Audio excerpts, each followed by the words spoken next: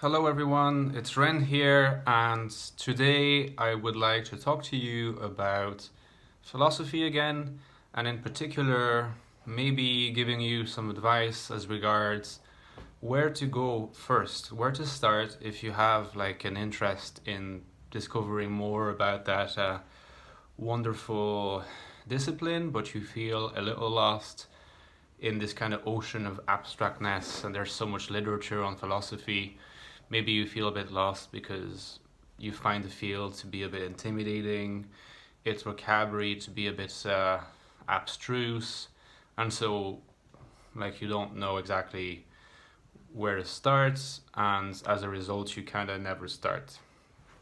Um, you know, it's hard with philosophy because it can be intimidating and it can seem foreign, but it brings so much in life in terms of enlightenment, in terms of just taking a distance towards things, seeing things in a different way, and like wisdom of some kind. You know, it enriches your life so much that I think it's worth it. But it's true that depending on how you tackle the topic and depending on where you start, it can be a little discouraging. And so in this video, I'll just literally be talking about authors, books, and resources where I think that if you start that way, you might incrementally become more familiar with the field, enjoy yourself, enjoy your readings right from the get-go, and progressively become able to read more complex things and eventually become a philosophical master, or just simply a person who has a philosophical temperament. And I think that like if everybody had a philosophical temperament, well, there'd be no war, first of all, and people will be chill. So that's a good thing. It's a positive aspect of what philosophy brings, besides many other intellectual and contemplative pleasures. So, honestly, what I would suggest, if you want to enter into that field, as a as someone who's like outside and would like to know more about philosophy, what I would suggest is not to start reading a philosopher, a well-known philosopher. Like if sometimes you will experience that feeling. You'll go into a bookshop and you'll see, the critique of pure reason by Kant. I want to buy it because I've been told about it and I want to know what it's like. Maybe I'm weird for thinking this is normal, but this is what would happen to me. Just resist it. I know that sometimes you can think, oh, this name, I've heard of him, and I kind of want to know more about philosophy, so I'm going to read him. Well, I'm going to tell you now to not do it, because I think that the experience, if you're not familiar with philosophical terms, is going to be jarring at best, and at worst, it could just like completely turn you off from the discipline. So instead of that, if you want to really enter into that world, read an introduction to philosophy to start with. Now, there are different kinds of introduction. I will recommend two to you. Two of them are written by English philosophers. I happen to really enjoy these histories, and I find them very useful. They don't have the same merits, so I will just talk about them both, and each separately. So one is a classic. It's called The History of Western Philosophy by Bertrand Russell, like one of the greatest British philosophers of the 20th century. He published it in the 1940s, earned Nobel Prize thanks to it. So you can imagine that like if that contributed to making him like earn the Nobel Prize, it couldn't have been so technical because the Nobel Prize was in literature. There's no Nobel Prize in philosophy. So for him to have gotten the Nobel Prize in literature thanks to it, you can imagine that it's somewhat accessible. And not only is it accessible, but it offers a really fascinating entry point into the history of philosophy. Because if you want to understand philosophy nowadays, you sort of need to be familiar with the history of it. The terms are often the same, but like they've traveled through time, and you need to sort of be aware of the different contexts through which they've traveled, so that not only will you be able to understand what the terms mean in their pure form, but also understand all the references that are sometimes indirect or quick because philosophers will kind of assume that you're familiar with them. And Russell is a great entry point for a few reasons. The first reason is that he's a great philosopher, so it's always great to read a history of philosophy by an eminent philosopher. It adds a lot of credibility to it. He is very funny, quite accessible, and quite opinionated. So you need to sort of be aware that like sometimes he expresses views that are maybe not neutral, but it's okay because in the process you follow what he says about the different schools of philosophy from like the ancients to his own time, so to the mid 20th century, and you will understand so much about everything. And you can always reserve like your own judgment regarding some of his more biting critiques. There are philosophers that he doesn't seem to particularly like or particularly get, as well as others. But still, you have a great philosopher who's very funny, very accessible, and who writes with penetrating insight about basically the whole history of philosophy until his own time. It's a joy to read. It's so witty, very witty, and the thing is, it also has that wonderful aspect that it demystifies philosophy. This whole aspect that I was talking about, the fact that when you're philosophically inclined, when you're philosophically fluent, you can make people feel inferior. You can make people feel like they don't have the intellectual ability to follow what you're saying, whereas actually it just so happens to be this mystical quality of philosophy that makes it seem that way. Because a philosopher is no more intelligent than a mathematician or a great man of letters or whatever, a great educator. It's just that somehow, because the language is half scientific, half mystical, it just has that effect on people. But in order to really approach and appreciate and understand philosophy, the key is to demystify it so you can actually get to appreciate its true beauty and what it can concretely bring. And having one of the greatest philosophers of all time talk to you informally, almost sometimes in a witty way, about philosophers from his own point of view, saying, oh, actually, when Aristotle did that, it was actually kind of really weak, or when Hegel did that, Jesus, it was false, so ignorant.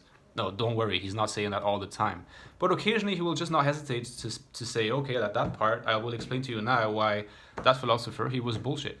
And even if it's like 1% of the book, having a well-known philosopher sort of debunk these mystifications is very important, because it makes you realize that philosophers, even like the supposed greatest philosophers, they were still human beings who sometimes made mistakes or approximations. And Russell explains quite clearly what these were, and this demystification is really, really important, because it will make you feel like you're the same kind of human being that philosophers are, and that's the first step. Now, the other book, I think it's called A New History of Philosophy by Anthony Kenny. It's a more recent book, so it has the advantage of getting all the way to the French postmodernism movements, which kind of, I guess, was at its heyday in the 80s and 90s, but still very, very influential in the 2000s and even today. So basically, the Anthony Kenny book is the same as the Russell book, except that it covers more ground. It's a bit longer. Like the Russell book is about 800 pages. I know it's long, but again, it's a lot of fun. So if you're motivated, go for it. The Kenny book is like actually 4 volumes of 300 pages each. So that's like 1,200 pages. Now, it might seem like it's a lot, but the Kenny book is kind of also covering the whole history. He doesn't deal with like philosophers in the same way that Russell does. Like Russell just really has chapters where he's talking about like Hegel, the chapter is on Hegel, or a school, the chapter is on that school. The Christian philosophy, the chapter is on that. Whereas in Kenny, you have particular periods, so the pre-Socratics, the Neoplatonism or whatever, and for each chapter that's dedicated to a particular period, he will tackle what that period sort of did and approached in the different disciplines. So logic, language, epistemology, the theory of knowledge, metaphysics, ethics, aesthetics. So you see, the two books are kind of complementary because they don't quite have the same approach.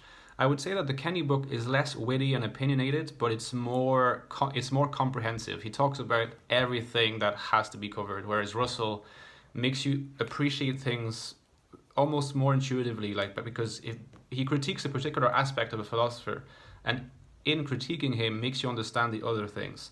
But still, the Kenny book is also very good, sometimes also witty, very, very, I think, objective, and just easy. Makes everything kind of easy. You always will have the sort of logic chapters and language chapters that can be a bit more of a challenge, but everything else is very straightforward.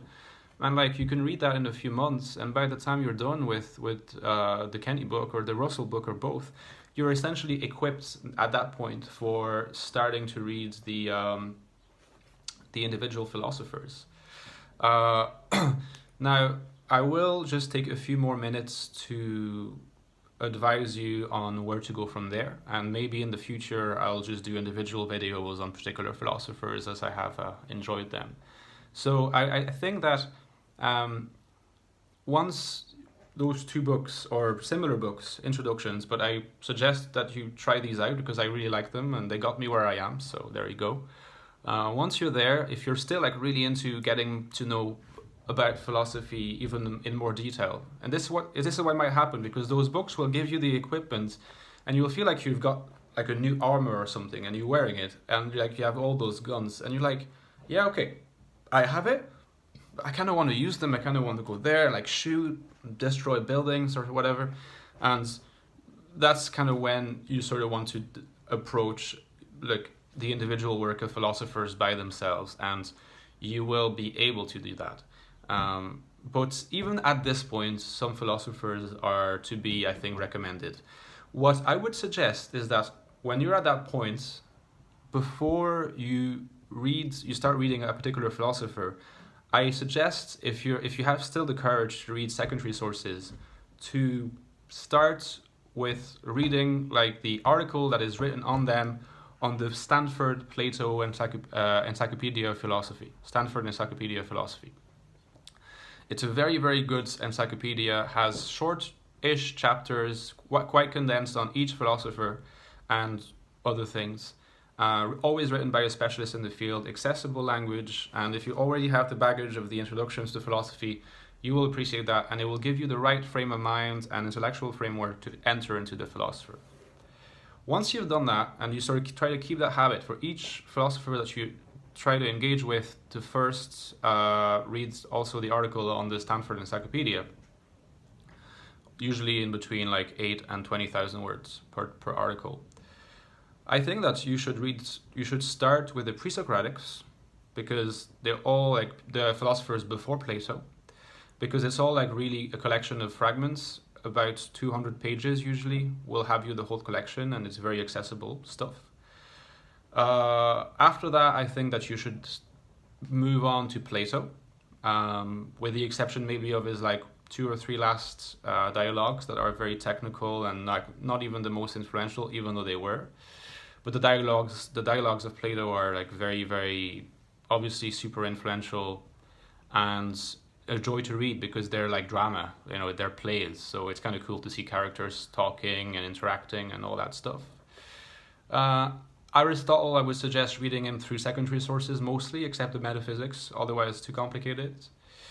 Then after Aristotle, I would suggest going all the way straight to Descartes. So it's a long period, you're sort of skipping Neoplatonism, the scholastics, but that's for a later reading, when you return to the detail of the history.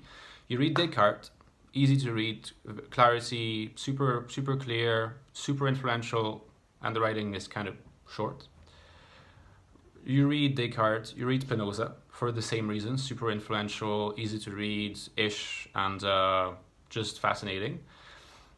Then I would say that you approach the idealist Kant, Hegel, Fichte in secondary sources, too complicated. Once you get to the first end of the first line, you can return to them. After that, I think that you could read Schopenhauer in like the book. He's easy to understand. The book, the world's will and representation is a really super influential book for existentialism and for monism and for the philosophy of will. It's a long book, so an abridged version is okay. Nietzsche, I would absolutely recommend to read his books. Very easy to read, very engaging. Kierkegaard also. Then we jump into the 20th century. I would say read Heidegger and secondary sources for now. Read Sartre, easy to read-ish. Again, not everything is easy to read, but we'll get a good grasp of existentialism that way.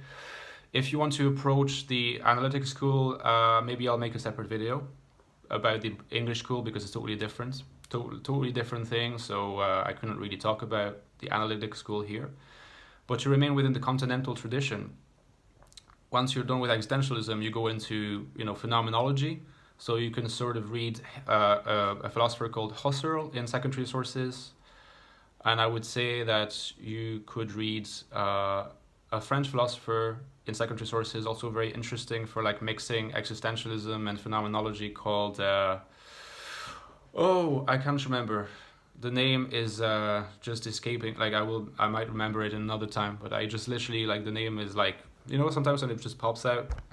It's a hyphenated name, but it's just not coming to me anymore. So I don't know. And then I would say that you could sort of engage with like the more kind of post-structuralist, post-modern philosophers. A lot of them are French. So Michel Foucault for post-structuralism, Derrida for postmodernism, Deleuze for kind of providing a survey of the whole French approach to the post-structuralist and postmodernist with his own sort of flair. I would say read Foucault in the book. He's easy to read. He's very fun. Like he's just personally, I think he's great to read. Derrida, read him in secondary sources to start with. Too complicated otherwise. Deleuze, I would say you could read it in both because he's really fun to read. He's a bit trippy and stuff, but like there's good stuff coming from Deleuze. Yeah, like I mean, if you've already covered that whole ground, I mean, you're already talking about the late 90s. So maybe we can sort of, in next videos, I will try to like talk about philosophers, individual philosophers, more in detail, my opinion, why I think they're important, and why you should read them, and give a bit more detail. But this was a brief overview, and I hope it was useful. See you guys.